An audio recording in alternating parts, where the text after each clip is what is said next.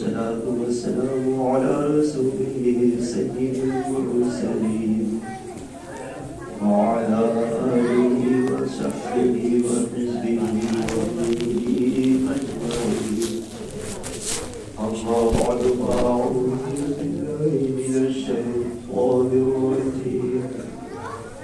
بسم الله الرحمن الرحيم.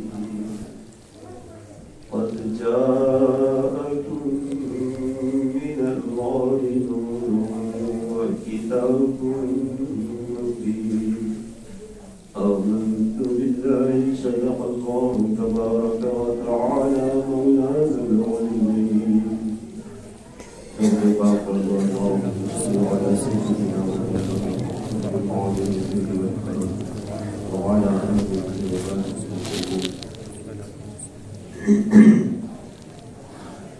اللہ رب العزت جل جلالہ نے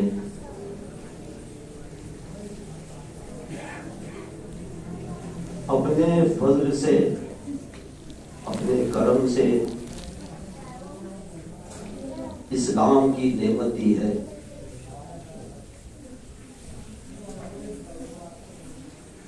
جس کو بھی یہ نعمت ملی ہے اللہ کے فضل سے ملی ہے. اس کے پیارے محبوب صلی اللہ تعالی علیہ وسلم کے صدقے میں ملی ہے. اللہ کے پیارے محبوب صلی اللہ تعالی علیہ وسلم کے جو سچے نائب ہیں، جو سچے وارث ہیں، حضرات اولیاء کرام، بزرگان دین، علماء ربانیین رضی اللہ تعالی عنہم اجمعین، ان کے صدقے میں یہ نعمت ملی ہے. مذہب اسلام حق ہے اور اس کی حقانیت، مذہب اسلام کی حقانیت اور مذہب اہل سنت کی حقانیت، اس کی روشن دلیل یہ اولیاء کرام ہیں. یہاں بھی ہیں اور بے شمار جگہ ہیں.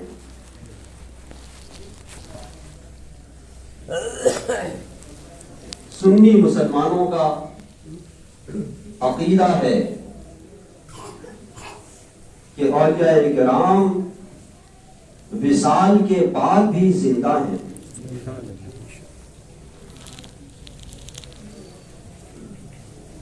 اور اس کی گواہی بہت سے واقعات بھی دیتے ہیں. آپ کے اسی شہر میں حضرت خواجہ ہاشم کشمی رضی اللہ تعالیٰ عنہ، ان کا مزار پاک ہے. جہاں پر آج مزار پاک ہے پہلے وہاں پر نہیں تھا. پہلے وہاں تھا جہاں ندی نے مٹی کو کاٹتے کاٹتے آپ کے مزار پاک کے قریب پہنچا دیا تھا. آپ نے حکم فرمایا، خواب میں بشارت دی، آپ کو وہاں سے دوسری جگہ منتقل کیا ہے. روشن شہادت ہے یہ. دنیا میں دیکھو، کپڑا آدمی 3 دن پہنتا ہے، 4 دن پہنتا ہے، زیادہ سے زیادہ ہفتہ بھر پہنتا ہے، لیکن کپڑے کی حالت کیا ہو جاتی ہے؟ اور جب اس پر برسوں گزر گئے، اس کی تاب و رونق سب ختم ہو جاتی ہے، پھٹ جاتا ہے. اور یہ اولیاء کرام رضی اللہ تعالی عنہم اجمعین ان کا بدن تو بدن ہے، بہت اعلیٰ چیز ہے، ان کا کفن بھی میلا تک نہیں ہوتا۔ تو مسلمانوں، مذہب اسلام پر سچا یقین رکھو، مذہب اہل سنت پر سچا یقین رکھو۔ دشمن زندگی کی آسائش دکھاتے ہیں، زندگی کا بہت سا آرام دیتے بھی ہیں۔ کیوں دیتے ہیں؟ قرآن کریم نے خود فرمایا ہے، وَدُّوا لَوْ تَكْفُرُونَ، کافروں کی تمنا ہے کہ تم بھی کہیں انہی کی طرح سے کافر ہو جاؤ، معاذ اللہ۔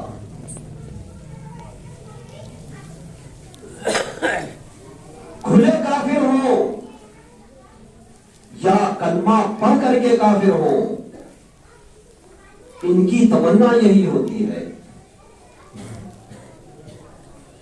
کہ جیسے وہ ہیں ویسے ہی مسلمان ہو جائیں، معاذ اللہ۔ لیکن آپ غور کرو، یہ دنیا کی زندگی چاہے جتنی بھی لمبی ہو جائے، لیکن آخر موت ہے یا نہیں ہے؟ دشمن دنیا کا ہر عیش و آرام آپ کو دے دے، ہر مصیبت میں آپ کا سہارا بن جائے، لیکن جب موت آئے گی روک سکتا ہے وہ؟ موت جب طاری ہونے لگے گی کیا وہاں سہارا دے سکتا ہے؟ جب موت آ گئی، موت طاری ہو گئی، کچھ کر سکتا ہے؟ اب تماشائی بن کر کے دیکھتا ہے۔ قبر میں آپ گئے، کیا وہاں دشمن آپ کا سہارا بن سکتا ہے؟ دشمن تو دشمن ہے، ایک عام مسلمان مرنے کے بعد اپنے عزیز کا سہارا نہیں بن سکتا۔ امام جلال الدین سیوطی رضی اللہ تعالیٰ عنہ نے شرح الصدور میں لکھا، ایک شخص کو اپنی بیوی سے بڑی محبت تھی، قضائے الہی سے بیوی فوت ہو گئی، یہ اس کی محبت میں بہت بے چین تھا۔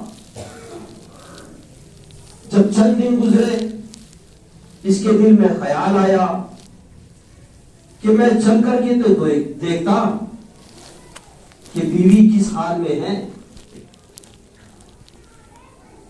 ایک عالم تھے، ان سے اس کا چرچا کیا، انہوں نے فرمایا کہ میت کو دفن کر دینے کے بعد کھولنا جائز نہیں ہے، ایک بار جب دفن کر دیا گیا بلا عذر شرعی قبر کو کھول نہیں سکتے ہیں۔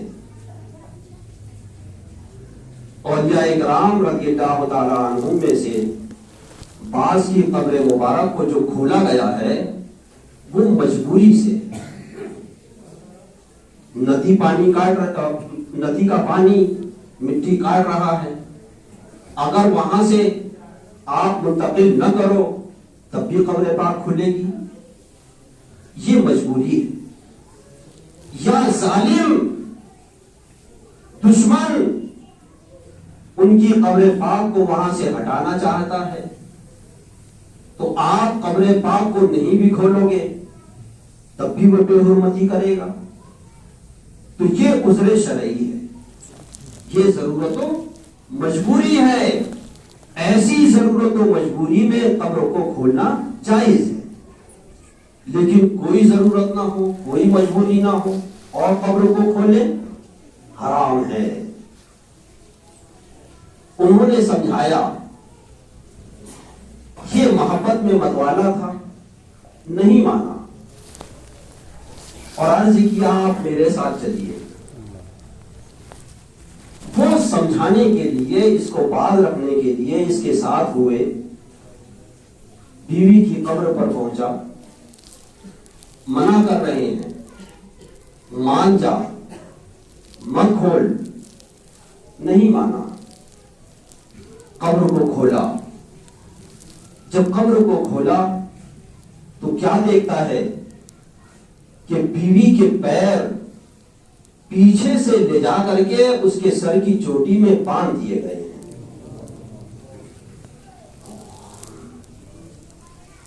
اب یہ تو دنیا کی طرح سے محبت میں متوالا تھا، اس بال کی چوٹی کو کھولنے کی کوشش کرنے لگا۔ انہوں نے منع فرمایا، کوشش کیا، نہیں کھلی، پھر دوبارہ زور لگایا، نہیں کھلی۔ انہوں نے فرمایا، دیکھ ابھی سویرا ہے، باز آ جا۔ کہا تیسری مرتبہ تو کوشش کر کے دیکھ لوں۔ تیسری مرتبہ جیسے ہی کھولنے کی کوشش کی، زمین شق ہوئی اور دونوں زمین کے اندر دھنس گئے۔ تو عرض یہ کرنا ہے کہ موت کے بعد کوئی سہارا بن سکتا ہے؟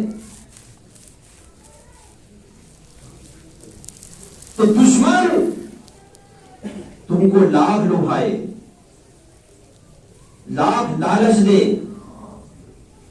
لالچ ہی نہیں، عیش و آرام کا ہر سامان تمہیں مہیا کر دے، لیکن موت کو یاد رکھو، موت آئے گی، موت کو ڈالنا کسی کے بس میں نہیں، اور موت آ جانے کے بعد عام مسلمان جب بے بس ہیں تو دشمن کو کہاں سے بس ہوگا کہ وہ کچھ کر سکے؟ تو اسلام پر مضبوطی کے ساتھ قائم رہو، مذہب سنیت پر مضبوطی کے ساتھ قائم رہو، اپنے دل میں اللہ کے نیک بندوں کی سچی عقیدت، سچی محبت رکھو گے تو وہ بے شک ہر وقت ہر گھڑی تمہاری دستگیری فرمانے والے۔ آپ دنیا کا آرام چاہتے ہو، دنیا کی مصیبت دور ہو جائے یہ چاہتے ہو، اللہ کے نیک بندوں نے تو زندگی ہی نہیں چاہی، زندگی ہی سے پیار نہیں کیا، حکم الہی پر راضی رہے۔ محدث امام ابن جوزی رحمت اللہ تعالی علیہ، یہ 6 صدی ہجری میں ہیں، آج سے 900 برس پہلے انہوں نے صحیح سند کے ساتھ میں واقعہ لکھا ہے 3 حضرات اولیاء کرام کا رضی اللہ تعالی عنہم، اور یہ اولیاء کرام بھی کس زمانے کے؟ زمانے تابعین یا زمانے تبع تابعین کے، یعنی 2 صدی ہجری کا زمانہ، اس زمانے کے یہ اولیاء کرام 3 بھائی تھے اور راہ خدا میں جہاد کرتے۔ ایک مرتبہ عیسائیوں نے انہیں گرفتار کر لیا، بادشاہ کے پاس لے گئے، بادشاہ نے لالچ دی کہ میں تمہیں دولت کا انبار دوں گا، اپنی بیٹیاں تمہارے نکاح میں دوں گا، مذہب اسلام سے پھر جاؤ، معاذ اللہ۔ ان حضرات نے نہیں مانا اور نعرہ لگایا یا محمد صلی اللہ تعالی علیہ وسلم۔ مسلمانوں سمجھو، غور کرو، یہ زمانہ طبع تابعین کے اولیاء کرام اور 6 صدی ہجری میں محدث امام ابن جوزی سند کے ساتھ اس واقعے کو لکھ رہے ہیں۔ یہ اولیاء کرام کہاں پر ہیں؟ عیسائیوں کے شہر میں، اور فریاد کس سے کر رہے ہیں؟ اللہ کے پیارے محبوب صلی اللہ تعالی علیہ وسلم سے۔ اور کب فریاد کر رہے ہیں؟ میرے آقا کی حیات ظاہری میں نہیں، بلکہ میرے آقا کے وصال فرما جانے کے بعد۔ یہی تو ہم سنی مسلمانوں کا عقیدہ ہے کہ میرے آقا صلی اللہ تعالی علیہ وسلم اپنے امتی کی فریاد سنتے ہیں۔ فریاد امتی جو کرے حال زار میں، ممکن نہیں کہ خیر البشر کو خبر نہ ہو۔ انہوں نے نعرہ لگایا، بادشاہ نے دیگوں میں تیل گرم کروایا، جب تیل کھولنے لگا تو ایک کو اس میں ڈالا، دوسرے کو اس میں ڈالا، تیسرے کو ڈالنا چاہتا تھا۔ پروردگار عالم جل شانہ نے کسی طرح سے ان کو بچا لیا۔ بادشاہ نے ان کو قید میں ڈال دیا۔ بہرحال واقعہ طویل ہے، قید سے بھی وہ کسی طرح سے رہائی پا کر کے نکل گئے۔ جب چلے ہیں، تھوڑی دور پہنچے ہیں، تو ان کے وہ دونوں بھائی جن کو بادشاہ نے تیل میں ڈالا تھا، فرشتوں کی ایک جماعت کے ساتھ ان کے پاس آئے۔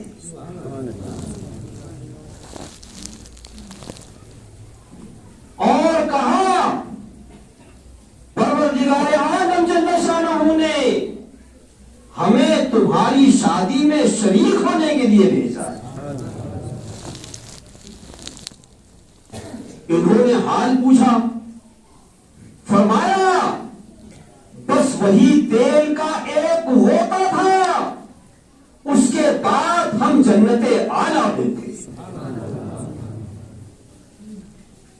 تو مسلمانوں، ہم تو ان کے غلام ہیں جنہوں نے دنیا کی زندگی ہی نہیں چاہی ہے، دنیا کی زندگی سے پیار نہیں کیا ہے، اور دنیا کی زندگی کے بعد آج موت آئے کل آئے آخر آنی ہے، دنیا کی زندگی گزر جانے کے بعد موت کے بعد کی بہتری بھلائی وہ مذہب اسلام میں ہے، مذہب اہل سنت میں ہے، اللہ کے نیک بندوں کی سچی غلامی میں ہے۔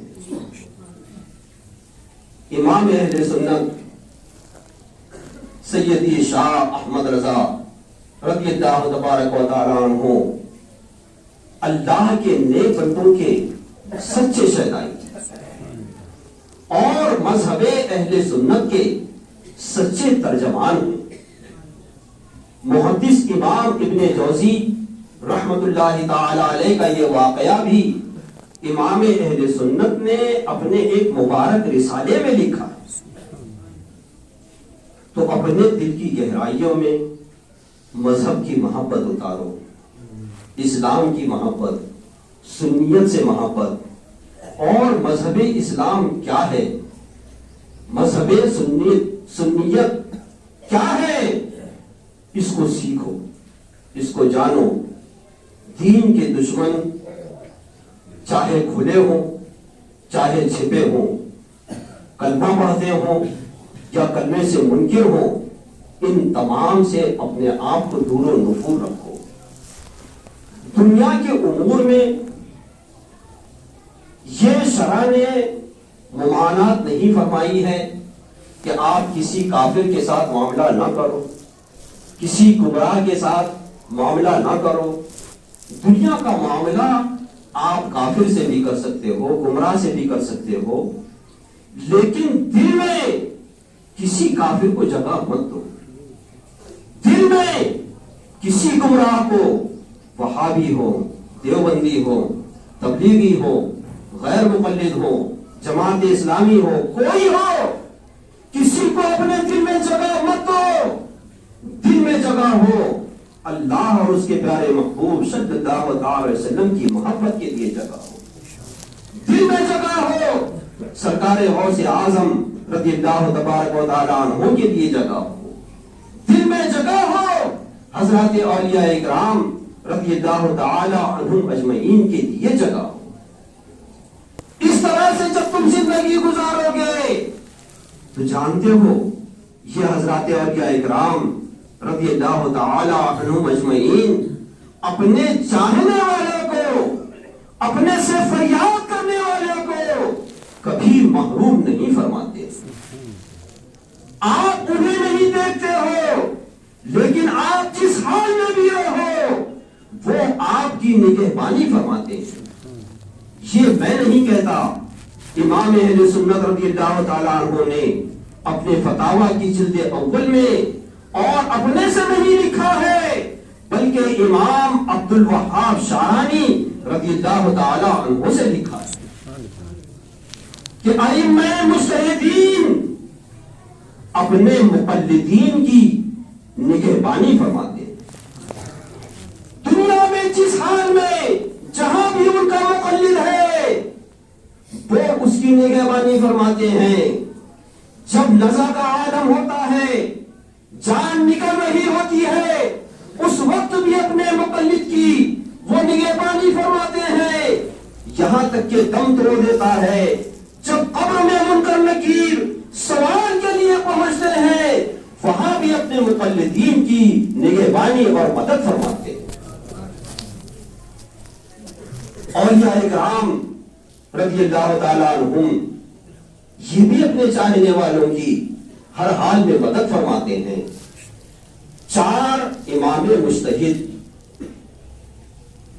وہ ہیں جن کا مذہب آج پورے عالم اسلام میں، عالم سنیت میں پھیلا ہوا ہے۔ امام اعظم رضی اللہ تعالیٰ عنہ، امام مالک رضی اللہ تعالیٰ عنہ، امام شافعی رضی اللہ تعالیٰ عنہ اور امام احمد بن حنبل رضی اللہ تعالیٰ عنہ 4 ائمہ مجتہدین ہیں۔ ہم امام اعظم کے مقلد ہیں، ان کے قول پر عمل کرتے ہیں۔ امام مالک رضی اللہ تعالیٰ عنہ کے مذہب کے ایک عالم فقیہ ان کا انتقال ہوا۔ انتقال کے بعد قبر میں جب منکر نکیر سوال کے لیے آئے تو فوراً امام مالک رضی اللہ تعالیٰ عنہ وہاں تشریف فرما ہو گئے اور منکر نکیر سے کہا، کیا ایسا شخص بھی اس کی حاجت رکھتا ہے کہ اس سے اس کے رب کے بارے میں، اس کے نبی کے بارے میں، اس کے دین کے بارے میں پوچھا جائے؟ کیا ایسا شخص بھی اس کی حاجت رکھتا ہے کہ اس سے سوال کیا جائے؟ اس کو چھوڑ دو اور چلے جاؤ۔ منکر نکیر واپس ہو گئے اور آپ نے ان کو آرام سے وہاں پر سٹا دیا۔ تو مسلمانوں، آخرت کی زندگی کو سوچو۔ آج نہیں کل اللہ کے دربار میں حاضر ہونا ہے، پیارے آقا صلی اللہ علیہ وسلم کو منہ دکھانا ہے۔ اولیاء کرام رضی اللہ تعالیٰ عنہم جو ان کے سچے نائب، سچے وارث ہیں، ان کے سائے میں اگر آج ہو گئے تو کل قیامت کے دن بھی ان کا سایہ نصیب ہوگا۔ اور ان حضرات اولیاء کرام کے لیے آخرت کی بہتری ہے، بھلائی ہے، پروردگار عالم کے صدقے میں وہ بہتری اور بھلائی ہمیں بھی عطا فرمائے گا، اس کا صدقہ ہمیں بھی نصیب ہوگا۔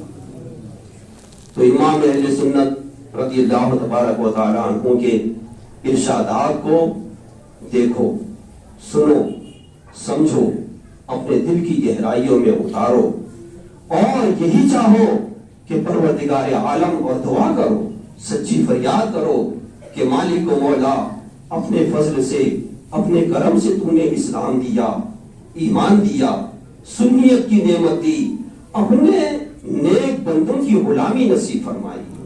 مالک و مولا اسی دولت و نعمت کے ساتھ ہمیں دنیا سے اٹھا اور اپنے ان نیک بندوں کا صدقہ قیامت کے دن ہمیں نصیب فرما۔ آمین وآخر دعوانا ان الحمد للہ رب العالمین۔